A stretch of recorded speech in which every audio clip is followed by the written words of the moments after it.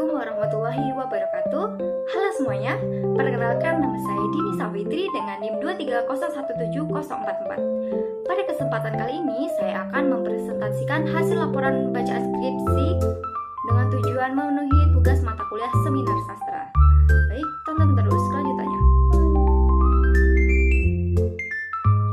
Jadi total keseluruhan ada 3 buah skripsi yang saya analisis dengan topik yang sama, yaitu ahli aksara dan ahli bahasa. Untuk judul skripsi yang pertama adalah ahli aksara dan ahli bahasa teks iman dan agama. Skripsi ini ditulis oleh seorang mahasiswi Universitas Negeri Padang, Fakultas Bahasa dan Seni, Program Studi Sastra Indonesia, yaitu Isna Meriska di bawah bimbingan Bapak Zulfati SSMA. Secara garis besar, skripsi ini membahas tentang bagaimana cara membedah informasi-informasi di dalam suatu naskah kuno, yaitu dengan cara mengahli-aksarakan dan mengahli-bahasakan. Skripsi ini terdiri dari 5 bab, yaitu bab pertama berisi tentang pendahuluan, kemudian bab kedua mengenai kajian teori, bab 3 metode penelitian, bab 4 hasil, kemudian bab 5 penutup, yaitu kesimpulan dan saran. Baik, kita mulai bedah isi skripsi tersebut dari bab 1, yaitu pendahuluan, di mana di pendahuluan terdapat latar belakang masalah. Di latar belakang masalah ini, peneliti mengungkapkan bahwa penelitian ini dilatar belakangi oleh banyaknya naskah-naskah kuno yang tersebar di seluruh Indonesia, terkhususnya di Sumatera Barat. Namun, masyarakat setempat tidak mengetahui secara spesifik isi yang terkandung di dalam naskah-naskah kuno tersebut, dikarenakan naskah-naskah kuno kebanyakan ditulis dengan aksara-aksara lama atau bahasa-bahasa daerah yang tidak lagi populer, sehingga masyarakat tidak mengetahui atau tidak dapat memahami bahasa atau aksara tersebut. Nah, salah satu cara untuk mengatasi masalah tersebut adalah melakukan penelitian filologi. Nah, peneliti juga mengungkapkan alasan mengapa teks iman dan agama dijadikan sebagai objek penelitian, dikarenakan yang pertama, belum ada kajian yang meneliti tentang objek teks iman dan agama. Kemudian yang kedua, hal ini bertujuan untuk melestarikan dan mewariskan naskah kuno, terkhususnya naskah teks iman dan agama ini. Untuk selanjutnya, masih di bab 1, terdapat fokus dan rumusan masalah. Fokus penelitian ini terfokus pada upaya alih aksara dan alih bahasa teks iman dan agama. Kemudian rumusan masalah ini adalah bagaimanakah bentuk deskripsi fisik alih aksara dan alih bahasa teks iman dan agama. Kemudian selanjutnya ada pertanyaan penelitian, di mana dari rumusan-rumusan masalah tadi muncullah pertanyaan-pertanyaan penelitian, di mana di sini terdapat 3 pertanyaan penelitian. Yang pertama, bagaimanakah bentuk deskripsi fisik naskah teks iman dan agama? Kemudian yang kedua, bagaimanakah bentuk alih aksara teks iman dan agama? Dan yang terakhir, bagaimanakah bentuk alih bahasa teks iman dan agama? Kemudian yang selanjutnya ada tujuan penelitian. Nah, tujuan penelitian ini adalah jawaban-jawaban dari pertanyaan penelitian sebelumnya. Jika pertanyaan penelitian itu ada 3, maka tujuan juga ada 3 buah. Nah, di sini tujuan penelitiannya yang pertama, menyajikan bentuk deskripsi fisik naskah teks iman dan agama. Kemudian yang kedua, menyajikan bentuk alih aksara teks iman dan agama. Dan yang terakhir, menyajikan bentuk alih bahasa teks iman dan agama. Dengan hal ini dapat kita lihat bahwa mulai dari rumusan masalah, pertanyaan, dan tujuan penelitian pada penelitian deskripsi ini sejalan atau konsisten. Jadi apa yang menjadi rumusan masalah, kemudian menjadi pertanyaan penelitian, kemudian di pertanyaan penelitian dijawab di tujuan penelitian. Untuk selanjutnya, yang terakhir di bab 1 ada manfaat penelitian. Nah, manfaat penelitian di sini ada dua jenis, yaitu manfaat teoritis dan manfaat praktis. Di mana manfaat teoritis penelitian ini diharapkan menjadi tambahan pengetahuan dan wawasan menyangkut hal-hal yang berhubungan dengan pengkajian naskah dalam filologi. Kemudian manfaat praktisnya yaitu bagi penulis, penelitian ini diharapkan menjadi sarana untuk yang bermanfaat bagi penulis untuk menambah pengetahuan dan wawasan dan pengalaman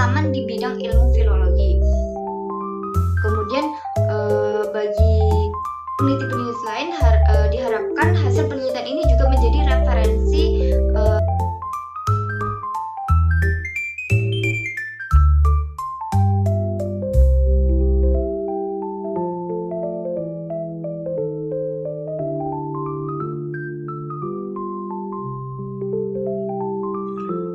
Selanjutnya kita membahas di bab 2 yaitu kajian teori, di mana di kajian teori ini terdapat atau lebih tepatnya membahas mengenai teori apa saja yang digunakan dalam penelitian ini, di mana penelitian ini menggunakan teori-teori. Yang pertama ada hakikat filologi, kemudian ada kodekologi atau ilmu-ilmu yang mempelajari mengenai naskah, kemudian ada tekstologi atau ilmu-ilmu yang mempelajari tentang seluk-beluk teks pada naskah tersebut, kemudian ada penyalinan naskah dan jenis-jenis kajian filologi terhadap naskah Nusantara.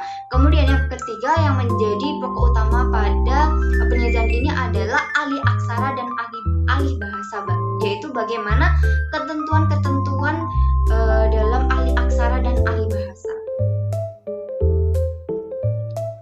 Kita masuk pada bab 3, di mana dalam bab 3 ini yaitu metode penelitian. Di dalam metode penelitian ini terdapat beberapa hal yang akan dibahas, yaitu jenis dan metode penelitian, data dan sumber data penelitian, teknik pengumpulan data, serta teknik penganalisaan data. Untuk jenis penelitian ini adalah penelitian filologi dengan metode filologi, karena filologi ini memiliki metode tersendiri.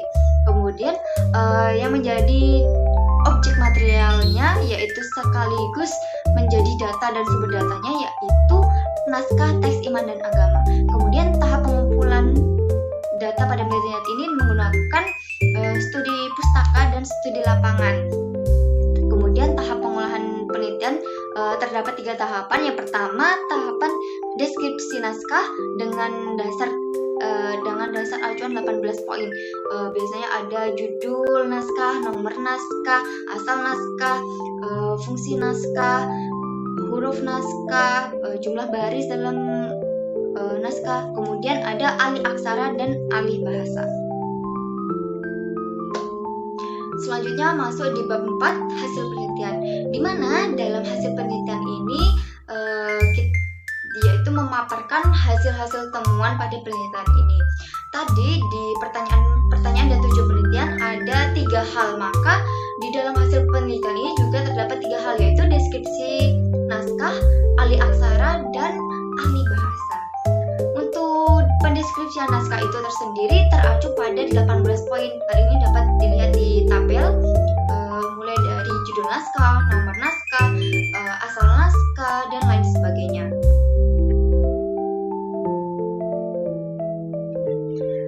Untuk hasil yang kedua yaitu bentuk ahli aksara, naskah, teks, iman, agama. Pada deskripsi ini menggunakan beberapa pedoman, di antaranya ahli aksara dilakukan dari aksara Arab Melayu ke aksara Latin. Kemudian ahli aksara dilakukan per baris dan per halaman secara runtut. Jadi baris atas, kemudian ke bawah, kemudian dari halaman pertama, kemudian sampai ke halaman terakhir. Kemudian dalam penulisan ahli aksara menggunakan huruf kecil sepenuhnya, kemudian pedoman-pedoman yang lainnya. Nah, berikut di layar terdapat penggalan ahli aksara, teks, iman, dan agama. Untuk hasil penelitian yang terakhir adalah bentuk ahli bahasa, teks, iman, dan agama, di mana ahli bahasa adalah penyalinan naskah dari bahasa satu ke bahasa lainnya. Jadi dari bahasa Arab Melayu ke bahasa Indonesia agar mudah dipahami oleh masyarakat yang membacanya. Di dalam layar terdapat. Baik, kita masuk ke skripsi yang kedua, di mana skripsi ini masih membahas topik yang sama tentang ahli aksara dan ahli bahasa. Namun pada skripsi ini memiliki objek yang berbeda, yaitu syair. Jadi skripsi ini berjudul ahli aksara dan ahli bahasa syair Shilambari, di mana ditulis oleh Afifah Khairunisa, salah satu mahasiswi Universitas Negeri Padang, Fakultas Bahasa dan Seni, Prodi Sastra Indonesia, di bawah bimbingan Bapak Profesor Dr. Hasanuddin WS.M. Nah, skripsi ini sama seperti umumnya memiliki 5 bab. Yang pertama bab pendahuluan, bab kedua kajian teori, bab ketiga metode penelitian, bab 4 hasil penelitian, dan yang bab terakhir atau bab 5 kesimpulan atau penutup. Di bab pertama ada pendahuluan, ada di dalamnya itu latar belakang masalah. Jadi di dalamnya peneliti mengungkapkan bahwa penelitian ini dilatar belakangi karena sebelumnya ada kajian tentang naskah ini, namun sebelumnya belum sepenuhnya kompleks. Nah, kemudian penelitian ini hadir untuk melengkapi kajian-kajian tersebut. Selain itu, peneliti mengungkapkan bahwa penelitian ini berguna untuk mengungkapkan atau membedah informasi yang terkandung dalam naskah syair Silambari ini. Selain itu, tujuan utama atau tujuan secara umumnya adalah sebagai upaya pelestarian naskah kuno. Untuk selanjutnya ada di fokus dan rumusan masalah. Jadi fokus penelitian ini adalah upaya alih aksara dan alih bahasa syair Silambari. Kemudian rumusan masalahnya, bagaimanakah bentuk deskripsi fisik, alih aksara dan alih bahasa naskah syair Silambari. Kemudian ada pertanyaan penelitian. Pertanyaan penelitian terdapat 3, yaitu bagaimanakah bentuk deskripsi naskah syair Silambari. Kedua, bagaimanakah bentuk alih aksara naskah syair Silambari. Kemudian yang terakhir, bagaimanakah bentuk alih bahasa naskah syair Silambari. Kemudian ada tujuan penelitian. Tujuan penelitian ada 3 juga, yaitu pertama menyajikan bentuk deskripsi fisik naskah syair Silambari. Kemudian yang kedua menyajikan bentuk alih aksara naskah syair Silambari, dan yang terakhir menyajikan bentuk alih bahasa naskah syair Silambari.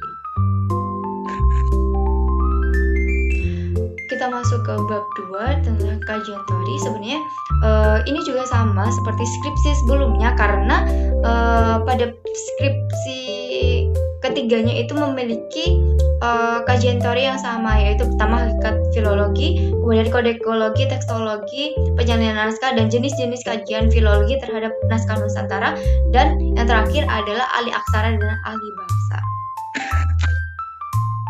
Untuk bab 3 ada metode penelitian. Di dalam metode penelitian terdapat beberapa hal-hal yang perlu dibahas. Yang pertama, jenis penelitian, di mana penelitian ini merupakan penelitian filologi dengan metode filologi. Kemudian data dan sumber data itu yaitu naskah syair Silambari. Kemudian mengenai tahap pengumpulan data, penelitian ini menggunakan studi kepustakaan dan studi lapangan. Kemudian tahap pengolahan data, di mana melalui 3 tahap. Yang pertama, pendeskripsian fisik naskah, kemudian ada alih aksara dan alih bahasa. Oke, untuk yang selanjutnya ada di bab 4, yaitu hasil penelitian, di mana hasil penelitian ini adalah menjabarkan hasil-hasil temuan yang didapatkan melalui penelitian ini, di mana penelitian ini memiliki 3 hasil penemuan atau 3 hasil penelitian, di mana yang pertama adalah pendeskripsian fisik naskah dari naskah syair Silambari. Kemudian yang kedua ada bentuk alih aksara dari naskah syair Silambari ini. Kemudian yang terakhir ada bentuk atau penyajian bentuk alih bahasa naskah syair Silambari.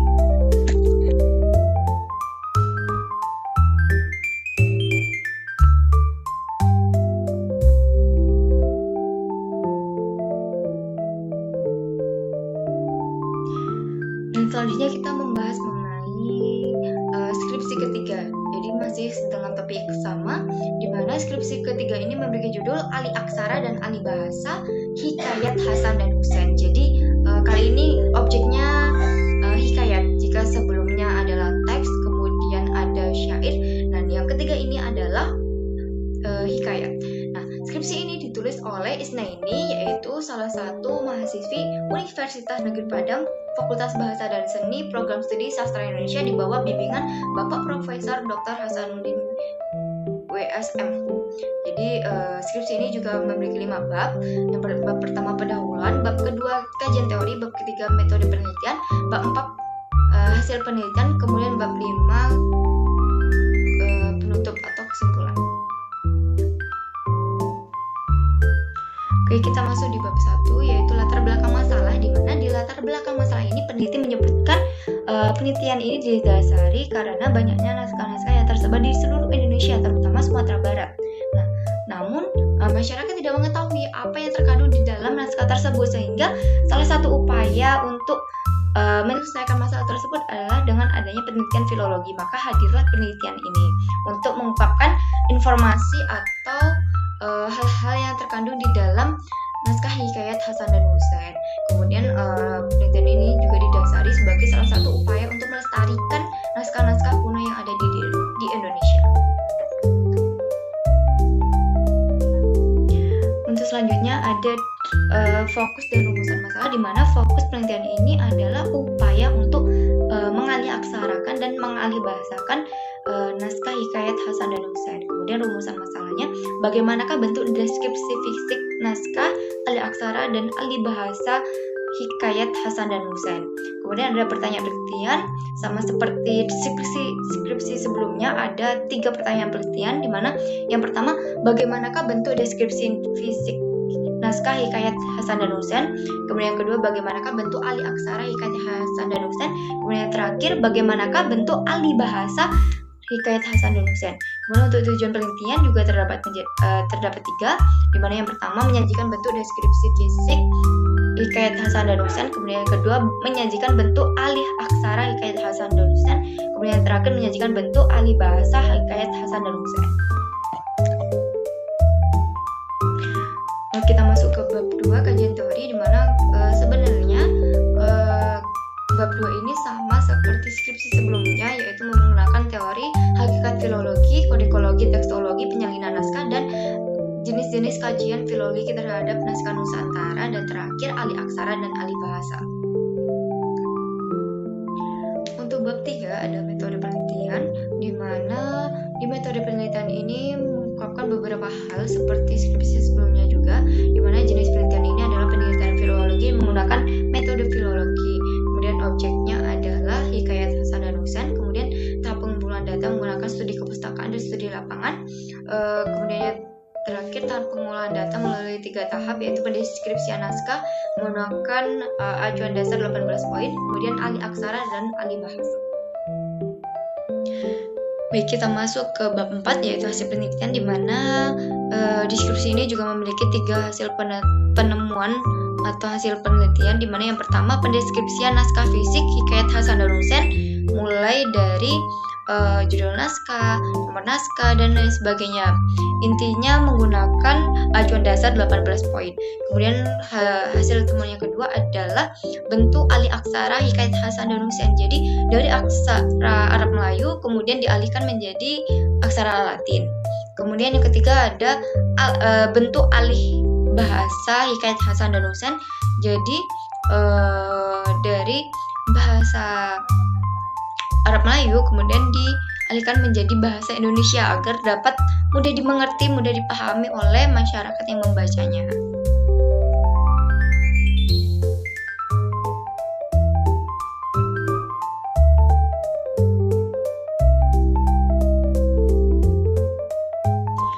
Nah, berdasarkan dari laporan bacaan tadi, ketiga skripsi tadi dapat kita ketahui bahwa ketiga skripsi tersebut memiliki banyak kesamaan. Nah, kesamaan yang paling utama adalah topik. Jadi ketiganya itu sama-sama meneliti tentang alih aksara dan alih bahasa, sehingga rumusan masalah, pertanyaan penelitian, tujuan penelitian itu sama-sama untuk bertujuan untuk mendeskripsikan bentuk fisik suatu naskah, kemudian sama-sama untuk menyajikan bentuk alih aksara dan menyajikan bentuk alih bahasa. Kemudian di kajian teori pun juga memiliki kesamaan, di mana ketiganya itu memiliki kajian teori yang sama-sama membahas tentang hakikat filologi, kodikologi, tekstologi, penyalinan naskah, dan kajian-kajian filologi terhadap naskah Nusantara dan alih aksara dan alih bahasa. Nah, dengan hal itu dapat disimpulkan bahwa ketiganya itu memiliki kesamaan yang hampir mirip.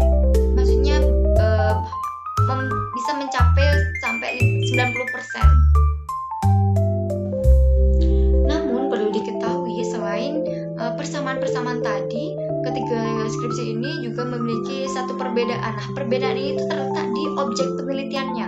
Nah, jika skripsi pertama memiliki objek teks iman dan agama, maka skripsi kedua memiliki objek syair silambari. Kemudian yang ketiga ada di hikayat Hasan dan Husain. Jadi yang pertama berupa teks, kemudian yang kedua berupa syair, dan yang ketiga berupa hikayat. Nah, selain itu juga terdapat sedikit perbedaan di latar belakang masalah.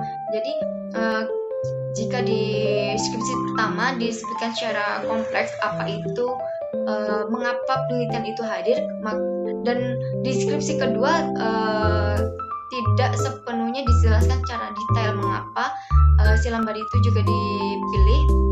Nah, namun ketiganya tetap sama-sama berupaya untuk melestarikan keberadaan naskah kuno.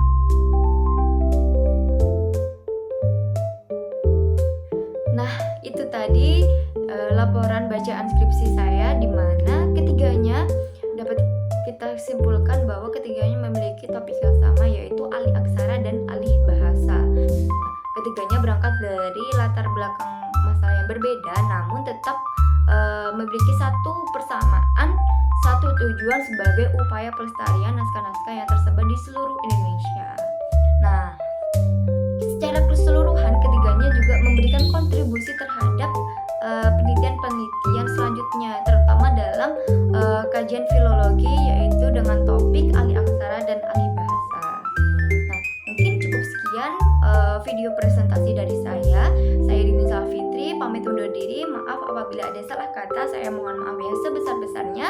Wassalamualaikum warahmatullahi wabarakatuh. Sampai jumpa.